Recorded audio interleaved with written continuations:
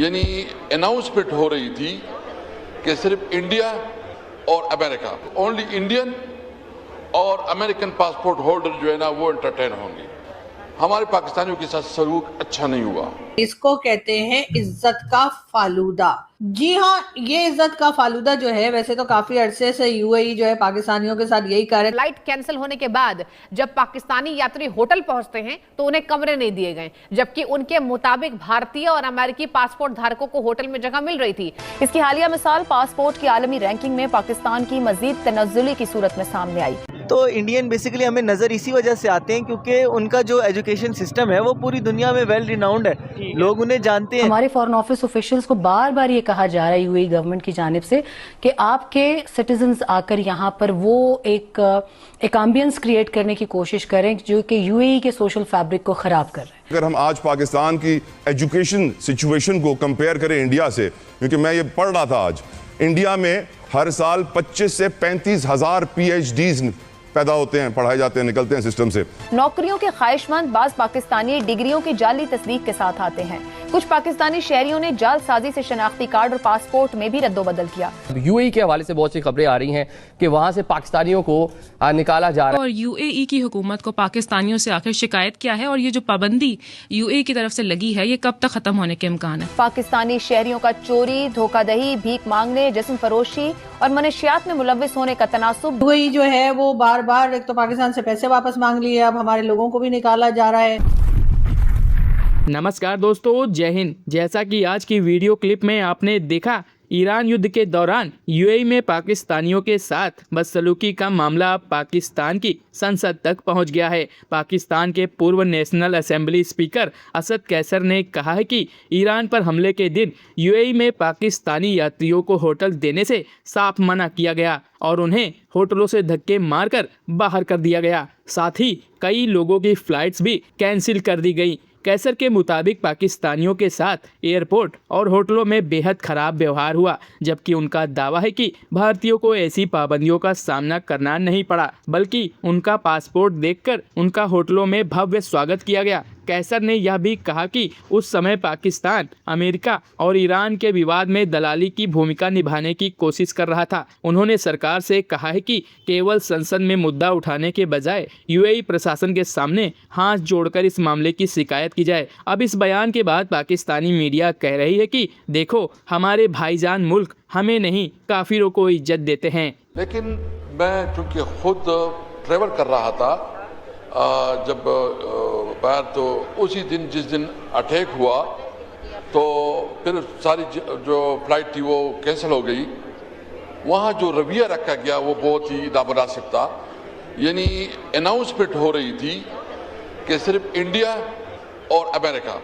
یعنی میں نے خود، میرے ساتھ کچھ پاکستانی تھی تو اس نے کہا کہ یار یہ ہمارا. طلال صاحب یہ بڑی امپورٹنٹ ایک چیز یہ جو ابھی انہوں نے بات کی ذرا ریپیٹ کر دیجیے.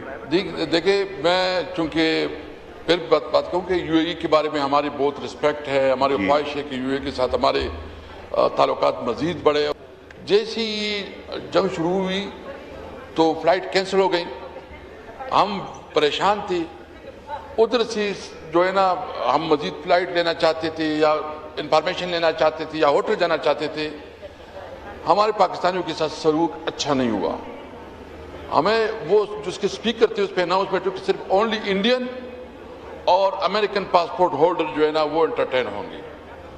میں نے خود احتجاج کیا، بات کی کنسرن لوگوں کے ساتھ. اس کا رویہ جس طرح ہوتا ہے مجھے اس پہ افسوس ہے. میں زیادہ سے زیادہ چونکہ ڈپلومیٹک نوٹ ہے تو اس دن میں نے محسوس کیا کہ پاکستان کے ساتھ جو رویہ ہے وہ مناسب نہیں ہے. اس کو کہتے ہیں عزت کا فالودہ. جی ہاں، یہ عزت کا فالودہ. جی ہاں، یہ عزت کا فالودہ جو ہے ویسے تو کافی عرصے سے یو اے ای جو ہے پاکستانیوں کے ساتھ یہی کر رہے تھے. پہلے تو خیر ہمارے یہاں کے بھکاری پکڑ پکڑ کے نکالے جا رہے تھے اور کہا جا رہا تھا جی آپ تو بھیک مانگ رہے تو آپ یہاں سے نکل جائیں. اور لیکن یہ ہے کہ ہاں اب جو ہے وہ کہانی میں تھوڑا ٹوسٹ ہے اور اب جی یو اے ای نے ان لوگوں کو بھی نکالنا شروع کر دیا ہے جن کے پاس یا تو بلو پاسپورٹ ہے یا پھر وہ کہیں نہ کہیں سے پارلیمنٹیرین ہیں، ڈپلومیٹس ہیں. ان کو بھی یو اے ای نے پاکستانیوں کو روکنا شروع کر دیا. اس کی مین ریزن یہی ہے کہ پاکستان جو ہے وہ کہیں نہ کہیں ایران کے ساتھ اپنے آپ کو دکھانے کی کوشش کر رہا ہے. اب کیوں نہ دکھائیں بھائی، اگر ایران کے ساتھ نہیں دکھائیں گے آپ کو پتہ نہیں ایران نے یو اے ای کا کیا حشر کر دیا. تو ایسے میں ہمارا تو بارڈر لگتا ہے تو ہمارے تو کان کے نیچے آلریڈی افغانستان کے لوگ 2 لگا کے جا رہے ہیں. سوچ کے ہمارے جو بھائی لوگ ہیں ان کی راتوں کی نیندیں اڑی ہوئی ہیں کہ بھائی اب آگے ہوگا کیا. لیکن بہرحال یہ تو آنے والا وقت ہی بتائے گا، اس لیے کہ مجھے جہاں تک اندازہ ہے تو افغانستان والے جو ہیں وہ سخت ناراض ہیں اور بہرحال وہ چھوڑنے کو تیار نہیں ہے پاکستانیوں کو.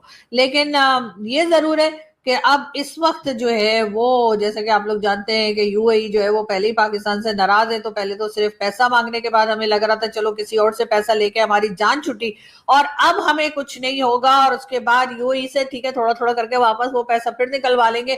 لیکن اس سے پہلے یو اے ای نے پاکستانیوں کو پہلے تو بھکاری نکالے اور اب ہمارے ڈپلومیٹس اور ہمارے جو پارلیمنٹیرینز ہیں ان کو بھی نکالنا شروع کر دیا. یعنی جو لوگ چوڑے ہو رہے تھے کہ ہمارے پاس تو بلو پاسپورٹ ہے اور یہاں پہ جو عام پاکستانی سٹیزنز رہتے ہیں سب کچھ بھگتنے کے لیے وہی رہ جائیں گے. لیکن اب اچھا یہ ہے کہ ان لوگوں کو بھی ذرا روکا جائے، اس لیے کہ یہ لوگوں نے عجیب تماشا لگا کے رکھا ہے. سارے پاکستانیوں کا نام جو ہے وہ خراب کر دیتے ہیں، اس کے بعد خود اپنا بلو پاسپورٹ لے کے پوری دنیا میں گھومتے رہتے ہیں. تو ان لوگوں کو بھی روکنا چاہیے. اور اگر کٹورے والے بھکاری روکے جا رہے ہیں تو یہ ٹائی کوٹ والے بھکاری بھی روکے جانے چاہیے، اس لیے کہ بھیک تو بھیک ہوتی ہے.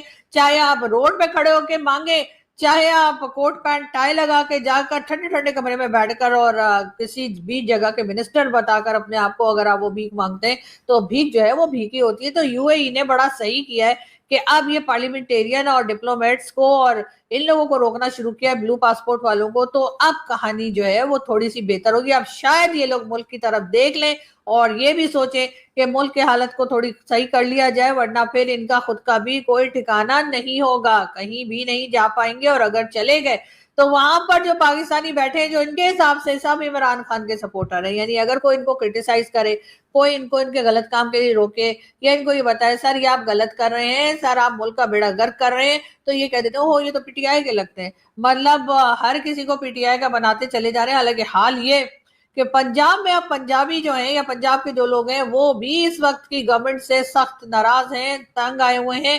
اور اسی کے ساتھ ساتھ ظاہر ہے کہ ان کو لانے والے جو ہیں بھائی لوگ ان سے بھی لوگ ناراض ہیں. تو اس لیے ان کی سمجھ میں کچھ نہیں آ رہا کہ کریں تو کیا کریں. بہرحال افغانستان پہ تو اٹیک کر بیٹھے، لیکن ہم ایک ویڈیو دیکھتے ہیں، یہ بھی یو اے ای کی ہے اور آپ دیکھیے پاکستانیوں کی کیا عزت کا فالودہ بنایا جا رہا ہے. لیکن افسوس ہو رہا ہے مجھے دیکھ کے، ایسی بات نہیں ہے لیکن پھر بھی نہیں ہونا چاہیے. لیکن میں آپ کو دکھاتی ہوں کہ ہو کیا رہا ہے اور اس میں یقیناً ہمارے وہ لوگ شامل ہیں یہ حشر کرنے میں پاکستانیوں کا، جو کہ جگہ جگہ جا کے ورلڈ بینک اور آئی ایم ایف سے پیسہ پکڑتے ہیں. Where are you from? Pakistan.